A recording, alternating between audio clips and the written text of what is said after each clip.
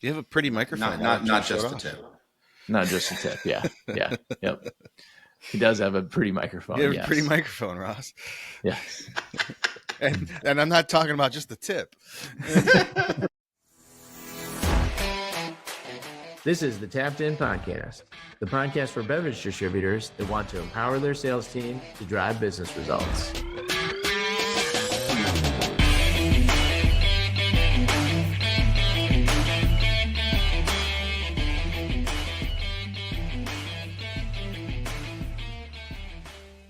Listen up and welcome back to another episode of the Tapped In Sales Podcast. I'm your host, Bud. I am here with Mike.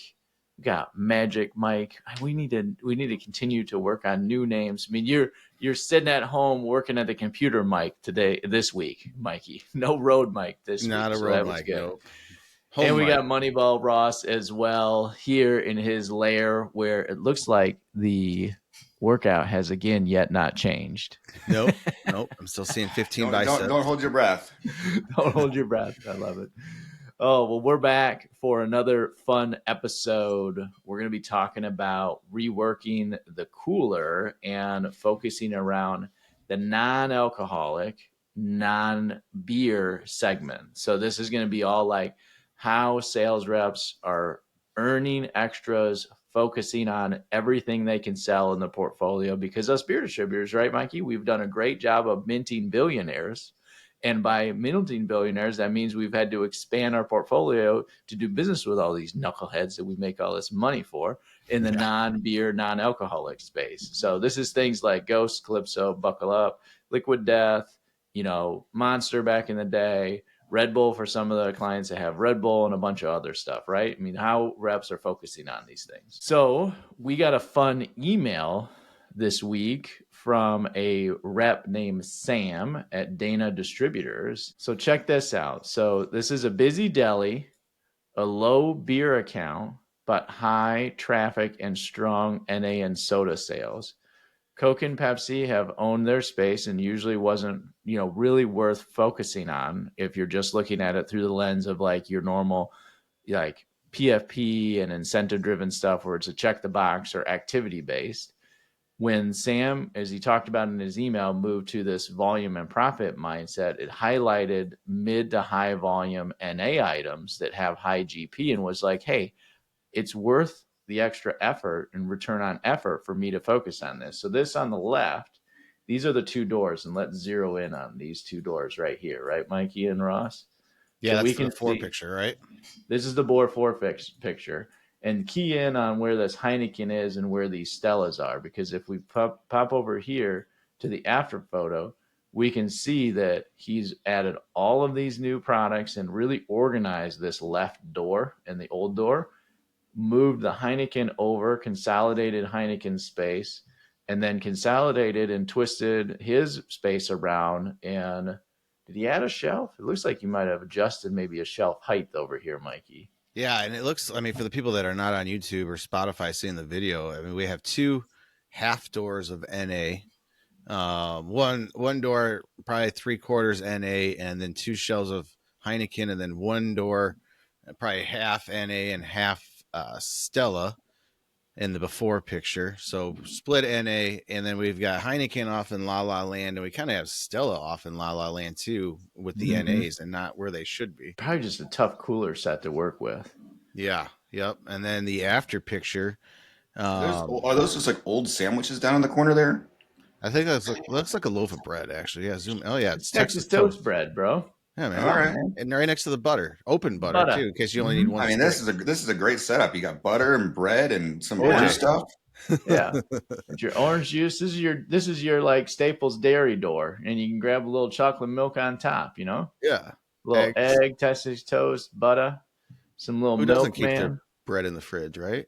Yeah, it's a perfect space to do it. So yeah, and then we look. So then the after picture here, we have one big solid door of NA, and it looks like Sam really dominated some of that space with his brands too, knowing the brands that he sells. Looks beautiful. It looks so much better than the before picture, just in the NA outside of the products that he added. And then the beer doors are all cleaned up too. We've got Stella and Heineken together where they belong. He had kind of on the sidebar explained to us that he didn't need that much space. Neither one of those brands needed that much space. And you can actually see it is a big giant waste of space. The before picture has 3 facings of looks like 16-ounce 4-packs of Stella, 3 facings of 6-pack bottles, and a facing a 12 bottle and 12 cans. So a lot of doubled up, a lot of wasted space. If you're not burning it, you don't need that shelf space. Yeah, I love it. Reorganize. Took him about one visit. This was one of your things, Mike. Like, don't wait. Jump on it right now. Yeah. One visit, 1 hour, jockeying it all around. And now, boom, he's doubled his NA space. He's added Ghost Clip, so buckle up, Liquid Death, and El Columbine. Is that, how do you say that, Mike? La Columbine? Where are we at? It's in the notes. Is it La Combine or Columbine? Oh, man, I don't know. I think it's this one, maybe. And all the Arizona stuff, too. Looks like Snapple survived. That stayed at the top, so. I mean, it's pretty. It looks really good. Yeah. I mean, again, we're all looking at it here, but it looks real good. Yeah, from a consumer standpoint, it looks clean. Everything is organized. It looks great. From a beer rep focusing on GP and moving the needle, it looks even better because he's really added in some great items that he didn't have in there before. He told us too, this is a great NA account, not so much for beer. So he saw some open space. He saw some changes that he could make to add the NAs that he has in his portfolio and get in the game too. I feel like sometimes, as beer reps and we're in the accounts, we have that misconception that the big guys, Coke, Pepsi, own that whole entire set, which they do for the most part. They own a lot of space, right? But there's also a lot of flex space. And I feel like we get that engraved into our heads of like, I can't go after that space because it's owned by Coke or Pepsi. When sometimes all you do is ask, what's flexible here? What can we move around? Where is some open, non-contracted space? And if we get out of that headspace of I can't play around in here, there's no room to move and actually start exploring and asking questions, it could lead to some great results like we saw with Sam right there. Anything else, Ross, on your front of what you're seeing here from an operational side or a sales side too? No, I always love to hear Mike's insight on it. I mean, it's it's always good to hear it. Yeah, this goes back to a couple on sites too, where I've been challenged a couple times where I've been more recently this year was out with a team lead and bouncing around hitting reps, different accounts all day, right? Going through the whole VXP thing and looking at opportunities and really, really loved the program and loved the app and everything I was saying. And we were done with reps and we were coming back and we were just chit chatting.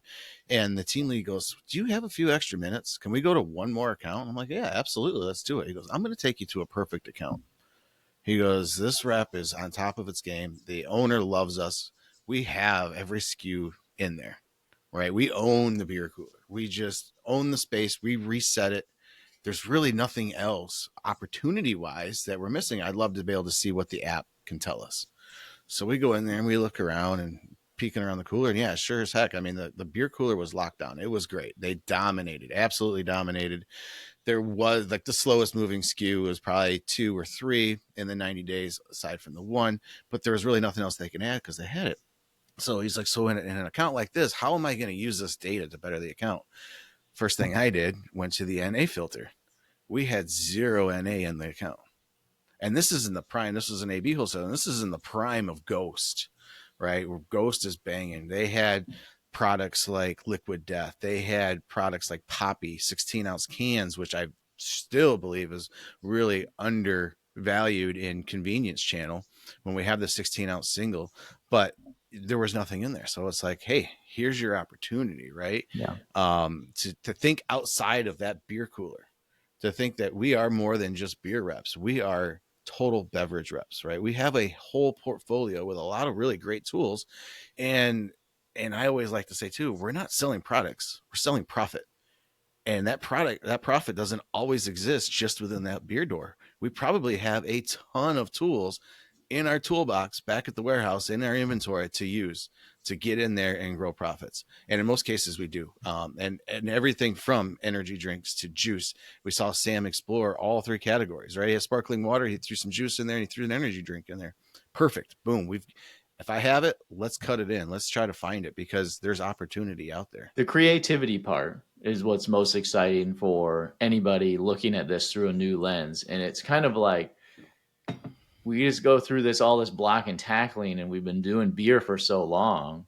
And some of it is like we just need a fresh process and a fresh set of eyes sometimes to take a look at these new opportunities and these new things to find creativity.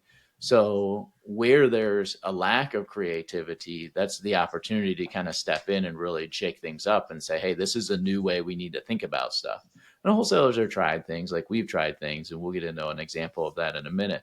But one of the fun pieces from Sam as well as creativity, we interviewed Sam and we talked about this. And this is one of the things that he said around creativity too. So how creative can you be as a rep to focus and grow your NA space? You give them a glide, and that's another thing is finding glides, and sometimes people don't realize how useful those glides are. Yeah. And people, the Pepsi Cokes, they throw them in dumpsters. I go right in after them. I take out the dumpster and give it to a cow that's got more single servings. I love it. That's great. Never throw out glides. Yeah. You're like, well, I have no use for it. I don't know what I'm supposed to do. I said, well, I don't know. Take it and worry about it later, because one day you're gonna need those glides. Love it. You gotta love that. Like, great go advice. in the dumpster and get the glides. And I think it was shortly after that too, when he said, he always has some glides in his car, and he spotted some opportunity for even a 19.2 in like the craft door where the 6-packs are. Slapping in a 19.2. If the singles door is completely full, why not throw that incremental 19.2 with some 6-packs? I mean, just being creative. Those glides are worth more than what people think they are, especially when they throw them in dumpsters, right? They're a great way to some good GP for sure. Come on, Ross. You gotta love a guy going in after a dumpster for a glide. I mean, I love it. I mean, it's, the other thing too is you'd be surprised how many gems are in that POS room. I mean, assuming you can find anything in it. I mean, Yeah. I have very rarely seen a POS room that isn't that is well organized and well put together. But there's some gems in that room too. 100%. Coming from Michigan, it was illegal for us to have glides, so we could not possess them or give them to retailers. So, but if you found them in their own dumpsters, totally different. They already own them. There's a lot of states out there where you cannot provide the glides. So it's a perfect excuse to say, look what I found in your dumpster. Let's Well, is it legal to put the glides in the dumpster of your distributor and they just get found? Now we're finding some creativity. Yeah. Now we're finding some creativity. Man, look what somebody put in sure. my Does it specify whose dumpster? I guess not. I love it. One of the parts around this too is focusing around the math behind the NA game, and the NA game versus some of the craft beer game, because that category is running out of steam. Like running out is probably the bad term right now too, Ross. Like, it's really struggling to even find its footing and contracting more than anything. So distributors are looking to new stuff. I mean, we're talking about distributors that are selling milk, Nesquik, lean body, NA stuff. They've got to replace Ghost. First Form is coming out in June. We'll talk about that at the end of the episode for the AB to kind of replace the Ghost portfolio in most of the wholesalers' portfolio. Some wholesalers are keeping Ghost. Then we've got the pending challenges with Alani, pending challenges with Poppy on whatever happens with those segments too. So this is an ever evolving segment, and like a $3.99 on the shelf energy drink rotates almost as quick, in some accounts much faster than that $10 or $9.99 6-pack craft too. So that velocity and that operational velocity is really important for the wholesaler too, to keep that product moving out the door. So those are things that we see really smart. And one of the things that I'm seeing clients over and over again kind of focus on, and we might make this a larger episode, but shadow commissions is what I've come to call them. So we get these NA game stuff, and we have a client as an example where they have a normal method of compensating their reps around dollars and cents or activities for beer. And then they get into the NA game, or they get into the spirits game or the wine game, and they're like, well, I'll just start paying guys 10 cents a case to sell this stuff. And that's how we're going to get an added focus on it. And are we seeing that really work? Like, Ross, I don't think this is something that is really working on our end. Yeah, I think there's a bunch of stuff you just touched on there. I think the first thing is, I think you nailed it, which is, we got to step back and realize that the world in which we live is changing. And I always say that, we're experiencing probably less and less drinkers as we go. And we're not going to change necessarily the demographics of those territories in which we live. In other words, the population isn't going to just explode unless you live in some key, Sunbelt markets. And the income of the consumer is not necessarily going to move all that much. And if it is going to move, it's probably going to move against you. So, you've got declining alcohol trends and you've got worsening demographics. So really, how much room do you have to move on the alcohol side when that's been 90+% of your focus? So it goes back to, we talk a lot about effort to return ratio, we talk about how much real estate there is, and you got to look at your portfolio as real estate too, and you're not utilizing a huge percentage of your portfolio. So I think that was a great one to touch on.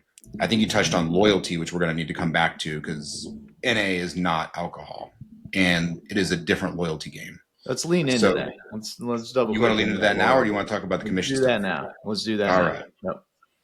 So I think that's exceptionally important to realize that there's a culture in our 3-tier system that loyalty cuts both ways. That as suppliers, we're very loyal to our 3-tier distributors, and as 3-tier distributors, we're insanely loyal to our suppliers. And that relationship spans generations in a lot of cases.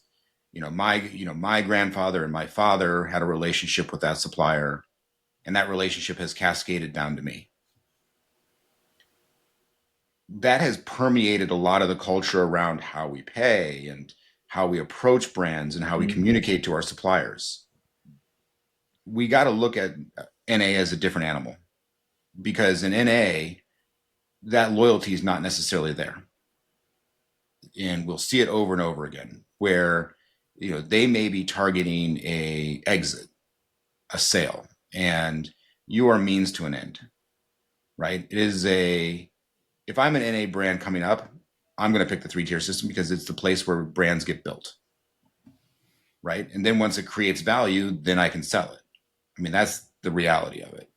So I think we as distributors in the 3-tier system need to look at this relationship in terms of, okay, what is the incremental profitability to me, and where's the effort to return ratio relative to my whole portfolio?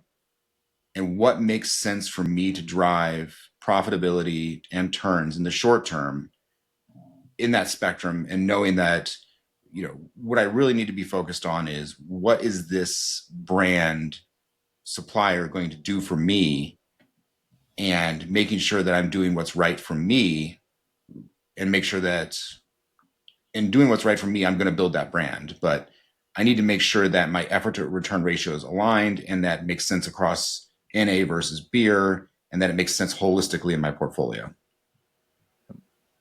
And Mikey, when you're thinking about that from like a rep perspective or a team lead perspective, that loyalty has been drilled down through the organization, not just through compensation, but through behavioral side too, of like, we focus on this and that and this supplier first.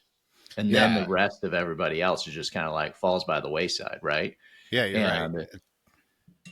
That permeates through the crew. So how do you work through that behavior side with the team as well? I think it's a total culture change. It really is. I even think back to when we broke our exclusivity with AB, and that was, we had that relationship. Your dad had that relationship. Your grandmother had that relationship. Your grandfather had that relationship, right? It was beat into our heads.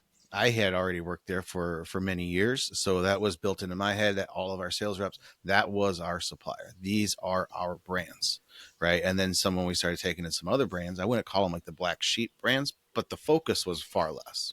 Yeah, we have some great new opportunities here, but still it was like, yeah, okay, if I can get it, I can get it. There was not a whole lot of focus on it. So I think the culture change, right? When I think about when we shocked the system, when we went through and hit the reset button at our operation, right around 2018, we hit that reset button, and it was like a culture change, right?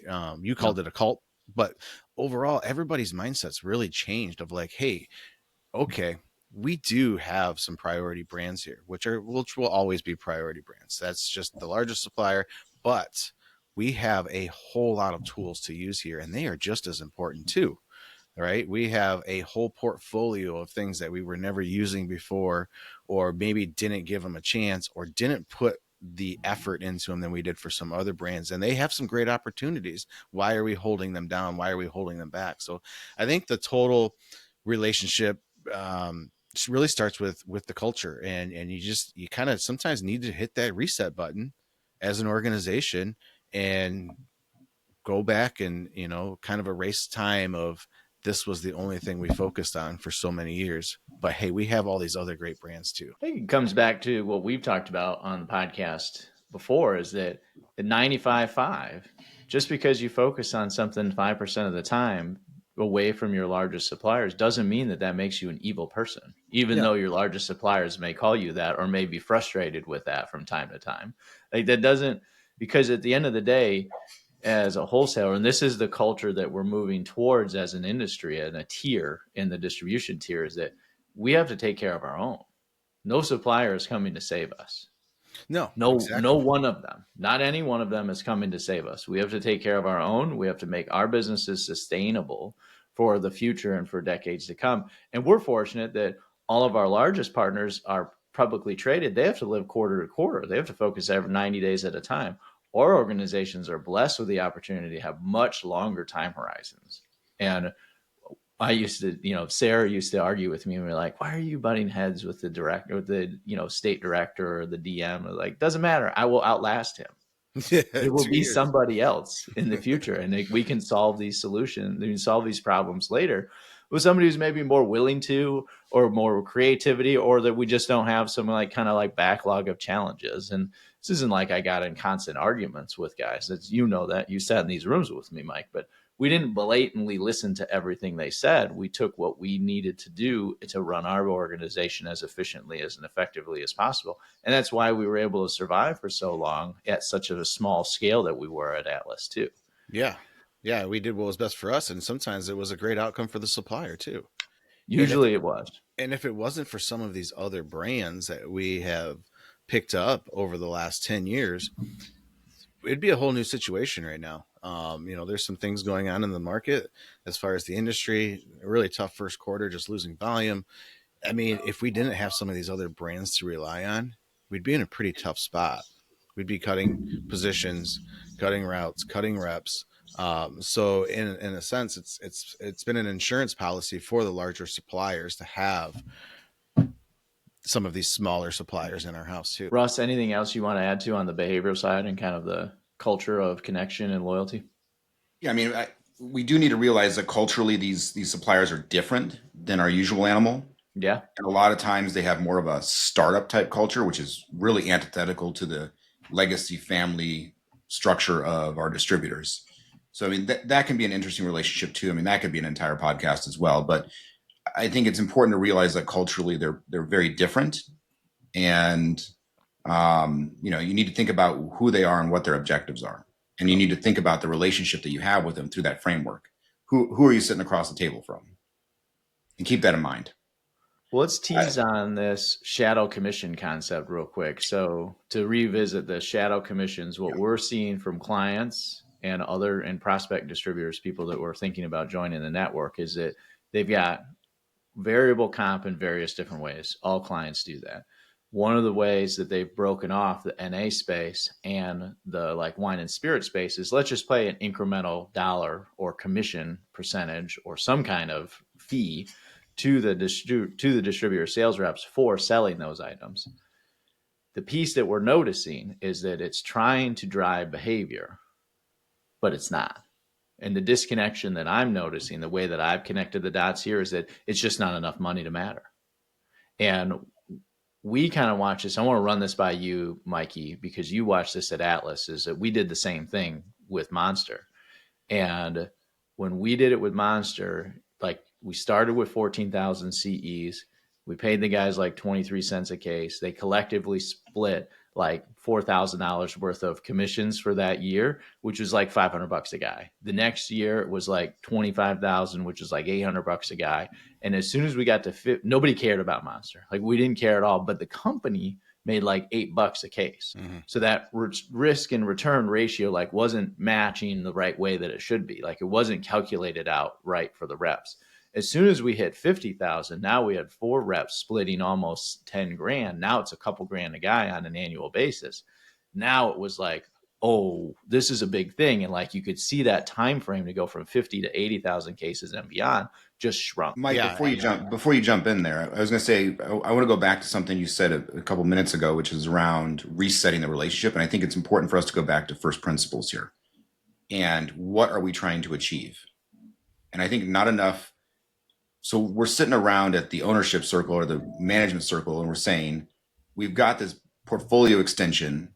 There's great profitability here. Let's say it represents 10% of our profitability, but only 5% of our sales. Why are our reps not focusing on this? And we need them to focus on it. So what do we got to do? Okay, let's throw extra dollars at it. Let's throw extra incentives at it. Let's create a special NA route that goes to the same account as the other guy, because the other guy's not doing a great job. So we need somebody that can actually focus on it. Why are our beer sales reps not learning how to sell these NA products, and why do they not care? Why are they going over to that part of the store? Do they need more shelves? Do they need more displays? What do we need to do? And I think intellectually, I think that, the management circle, the finance team, they all know this. And then they look to the sales team and they say, okay, well, why don't you see this? And why aren't you doing anything about it? And and instead of going back to first principles, they're just basically trying to duct tape solutions on top of it. Yeah. So I want to make sure we dial it back and go to the beginning point, which is what are we trying to achieve? Yep. And then what happens? So sorry, Mike, I just wanted to cut in there. And you think the duct tape solution is one of the duct tape solution examples is shadow commissions? Yeah. Yep. Oh, wow. Yeah. Great lead in. And aligning, you have to align the rep with the overall company, right? We've talked about this with beer so many times. Growing profits. NA, and this is coming from the rep shoes. This is from me living through the Monster, the Ghost, the all of the NAs, right, that we built billionaires out of. But prior to VXP, it's a lot of work. NA is a lot of work. It takes a lot of time out of your day. And when we shifted from having a dedicated NA route, that's all that route did was just NA and doubling back on accounts, right? Because that's the focus was just NA for that route.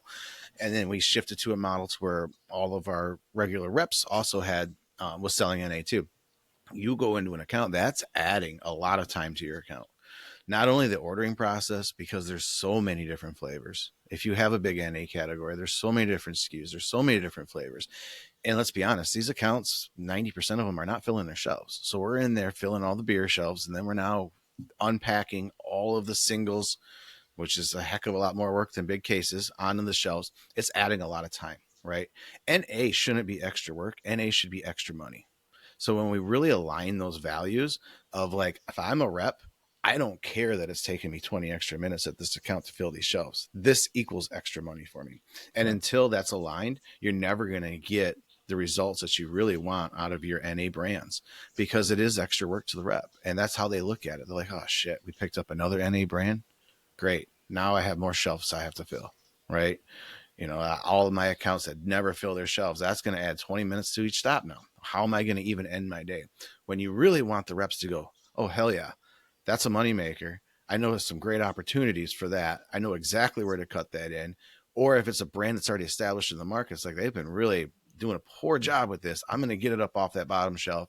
It deserves a better location than that. It deserves more shelf space. And they're going to get behind it, and they're going to be just as excited about it as you are as an owner operator, because you've aligned their values that it's not extra work. It's bonus money. It's extra money. And to go back to this picture from Sam, the after, like this is aligned, operationalized, and focused for velocity to move faster. Yes. To design it so that this pays him back, for the reps listen out there, pays you back, not just in May when Sam did this, but in June, and in July and in August, that Mm-hmm. this hour worth of work is now going to be refilled and turned over and over and over and over again, and is constantly going to be making him money towards his goals. So those are the things that we want reps to start to understand. And to the first principles comment that Ross, you had, that shadow commission just isn't closing that gap the right way. It's not, that return on effort isn't there. It doesn't make sense. The reps either don't understand it. It's a duct tape program that just isn't closing the gap right. And that's why when we work with clients that have these things, they collapse on them almost immediately. Like, no, we're just going to roll all that opportunity into a different format, and boom, it's just over with. Like, the discussion takes us like 2 seconds in implementation. They understand it academically and they move on to the next thing. Well, and it's how do you know that that commission extra per case or per whatever is the right number? Yeah. You don't, because you might be overpaying. You might be taking effort away from very important high-end alcohol brands disproportionately than you should on that NA. Or maybe it's too little. Maybe that NA is generating $10 a case and there should be freaking stacks everywhere. Mm-hmm. Right? And it's not enough. So you're artificially coming in over the top thinking, okay, if I just come in with this amount of dollars per this amount of units, I'll get the focus I want. You might be actually hurting yourself because you're either A, paying too much, or B, paying too little. I guarantee you that it is not the right dollar amount, because what are the odds that you're going to nail it on all of them at the same exact time you're just not. Yep. And the outcomes, if you're paying too much, is the company doesn't get the return on investment that it needs to make to pay all the rest of the bills. We're paying the sales reps too much money to pay, we talk about this with clients and training and financial literacy with the reps. We still got to pay your salary and base. We've got to pay to take the sales vehicle to the car, to the actual account. We got to pay to ship the product there with the drivers. We got to pay to have the pallet stacked with the warehouse crew, and we got to run the warehouse to store everything, and we got to have the admin team to pay everybody and run all the programs that we've got for benefits as well. So we've got all these other costs. If you overpay, you're cutting into that the wrong way. And if you underpay, you're not getting the sales results you're working for, which means you're not getting that extra GP you're looking for too. So both outcomes of over or under are bad. We have to nail this and get that ROI 100% right. Yeah.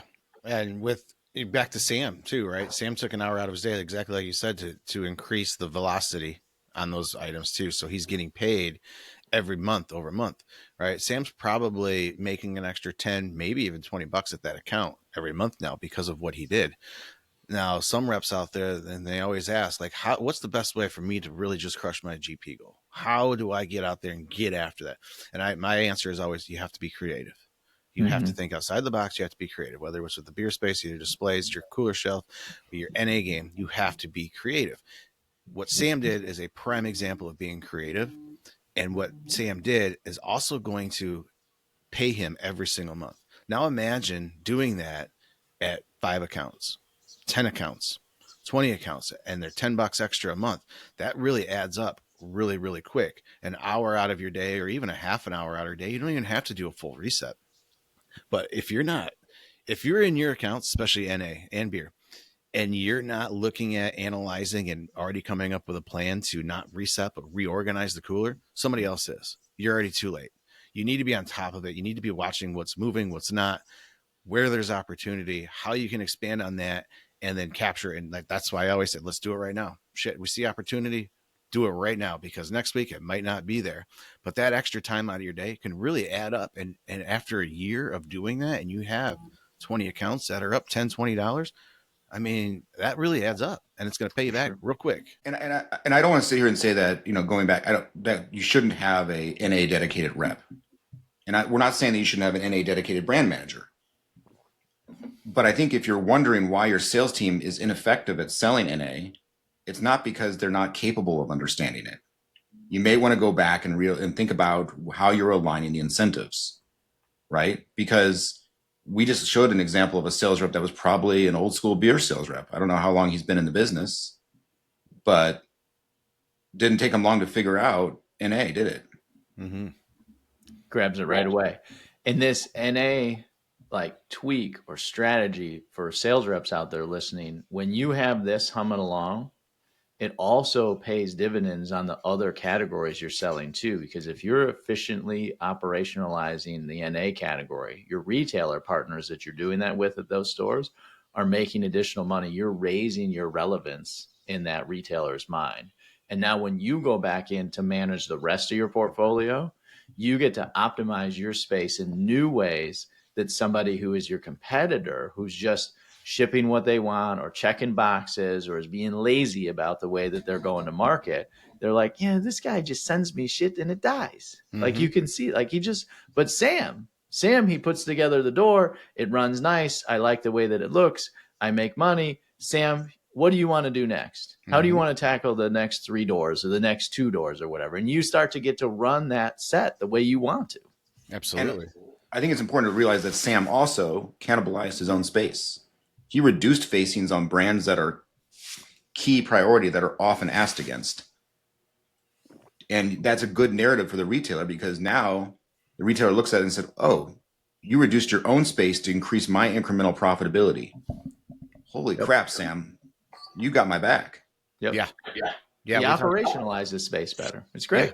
We talk about that with reps out in the market all the time, because they're like, well, why do I want to remove my own items to sell something else in? Which, hey, if space is unlimited, you're right, go after it, kill it, unless you have something that's going out of code. But that's not the case in 99% of our accounts. And when you're optimizing your own space, you're taking care of your own space.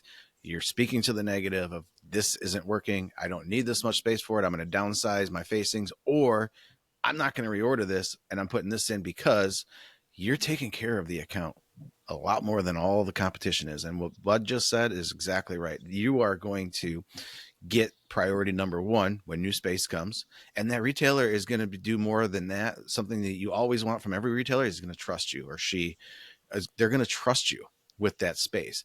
And eventually you might not even need to ask to make those changes, because once you've earned that trust and that retailer knows that you're taking care of their store better than they do, then all of a sudden it's like, yeah, whatever you think, Sam, hey, whatever you think, if this isn't working, let's do this and let's do that, but whatever you think.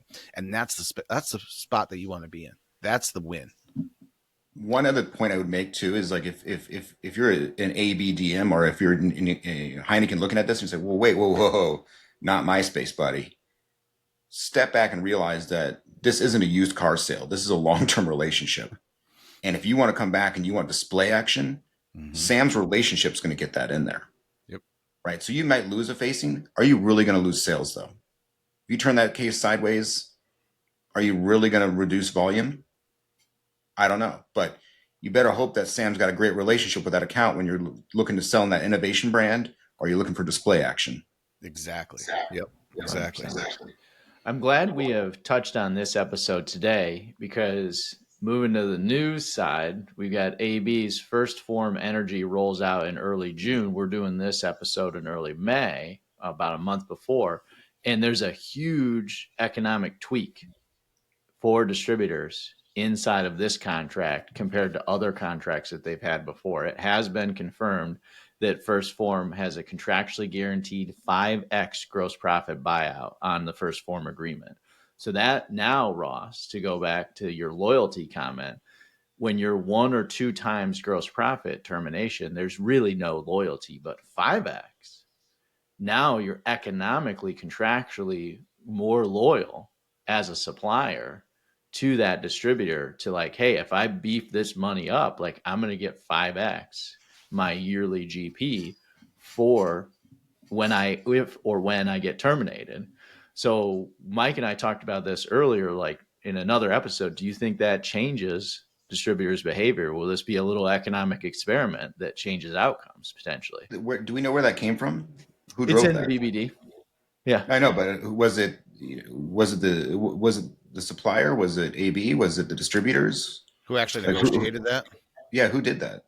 I actually think AB negotiate my read without asking a lot of questions or putting on my journalist hat, because we're hard hitting journalists around here, and actually making some phone calls. My read on this is that First Form and or AB collectively said, hey, let's do something that is more robust around the termination side. Because if I was sitting in AB's camp and I just lost Ghost. And that was my, I put my name as the leaders of AB, that this was my NA business, that I partnered with Ghost and became an equity partner to protect my wholesalers from getting terminated. And then they got terminated anyways. Like, I've got to do something that way levels up beyond what my words said last time. I have to actually have my actions meet my words. And this is an example of that. That's my read, Ross. Yeah, it's just weird to me. Why would two players make that decision that on the surface to me doesn't benefit them? I think to get that ultimate buy-in and the support from distributors, because I mean, I think AB really realized what Ghost did for the distributors, and or what the distributors did for building that brand. well, that's what I mean too. Like what kind of a hurting economic hurt it really put on distributors, and I think AB really probably led that. And this is me just guessing, throwing darts at the wall here, saying, how are we going to reproduce Ghost again? How are we going to do that again? Right? Ghost 2.0. You're not going to do it when the distributors are hesitant about getting out there, going after some space when they know that one day it's just going to disappear. But now we have a 5X on it.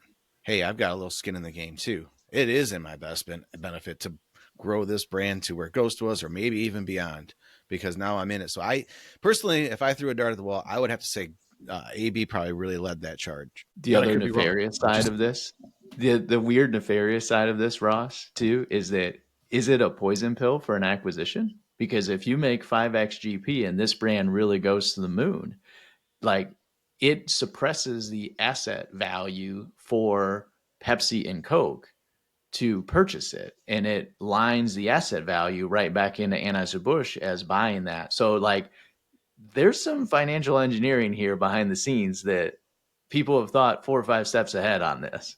Well, I'm sure. I think that's more likely, but I don't think they all sat around Mike and said, let's do what's in the best interest of the distributor. Come on, give them the benefit. What meeting has ever started off with, how do we do what's in the best interest of our distributor partner? It's 2025. Maybe they're turning a new page. I mean, unless they hired August Bush back. Regardless, distributors will take the 5X. We would take all of our, if we all ran an operation, we would all take the 5X and run to the bank and be like, hey, this is how we're going to focus on this brand. This is how we're going to grow this brand. This is how we're going to protect and dominate the space that we've lost, or get back the space we've lost from C4, Ghosts, and anything else out there. Fun times. It'll be a fun like kind of case study to see what happens. Because if it goes to the moon really quickly, other new startup brands, Ross, will look at this and be like, okay, this is the new format. Mm-hmm. How do I get that same kind of focus? This might be the mechanics of getting that same focus. I mean, I think this is great, but I think there's a problem here in that, yes, I think as the management team, the distributor, we're going to sit around and talk about this. But as a sales rep, how do you diffuse this down, and how does this change action?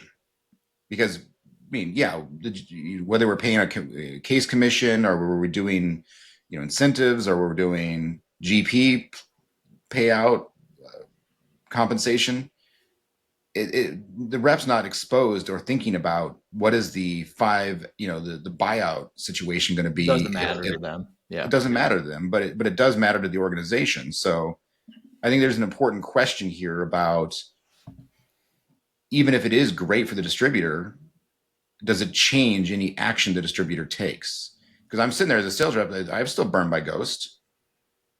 So what are you going to do? Stand up in the meeting and tell me there's a 5X buyout when they leave us?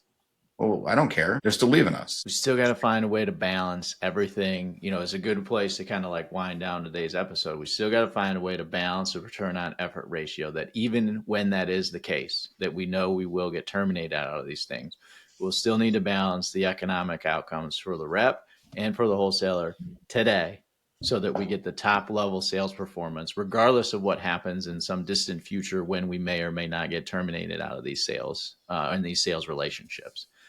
And that's the challenge that we talk about every day with clients. That's the challenge that we talk about every day with reps. And that's why this is a fun, piece of an article to take together from a news side to be like, hey, this is happening as well, and fun to talk about. So anything else we want to do to wind down, boys? It's good stuff. I did have a fun conversation with a car dealer really quick from last week's episode around focus on margin percentage, or GP, and GP per CE. Car dealer owner came over to me yesterday and said, "Hey, I saw your clip on the podcast, and what you're talking about, focusing on a margin versus raw dollars, is exactly what the used car industry went through like 10 years ago. And the whole method, the madness that they developed, is that old school mentality is focused on the percentage. New to school mentality is focused on the dollars and the rate of turn. And that it's the volume times profit mindset. That if we could, in there, he said, we're a little bit different because we got higher carrying costs and we've got more, like, there's a moving target on value in these, used car game. Like, if all of a sudden we find out that Toyota Corollas are the worst thing in the world, if they're sitting on your lot, they're going to go down in value. So beer and the stuff we sell doesn't really have the same method. But what he learned and what they learned as an industry was stop focusing on the percentage, start focusing on the velocity and the turn, get the trucks in or get the cars in and get the back off the lot. Because if I could sell them for, 28% margin in 4 weeks or in 6 weeks, rather than I can sell them for $800 or $900 or $1,300 today, the delta difference of maybe $400 or $800 between waiting 4 weeks and selling it now, I can get my lot turned over faster. I can keep my inventory fresh. I keep moving. It's just a way better process in that the dealers that are operating that way are now winning. They're the ones that are making the most money. So it was fun to hear from another industry member or another industry around how they're doing it. Also, fun fact for anybody listening who questions whether we should pay our reps on profit or not, almost exclusively all the car dealers are paying on profit. They show their reps exactly what they make per car, and they're either incentivized as a percentage of profit or a component of profit from the sale of each vehicle as well. Got to get that plug in, bud. Good job. Yeah. I love it. Today's sponsor is VXP. Have you heard of it? Is that right? Yes. Love it. Well, thanks, boys, for the episode. If you like what we're doing and you're listening, please continue to listen, share with a friend, hit that subscribe button as well. And if you got any questions, you can email us at info@vxptech.com. It's info@vxptech.com. And until next week, boys, cheers. Cheers.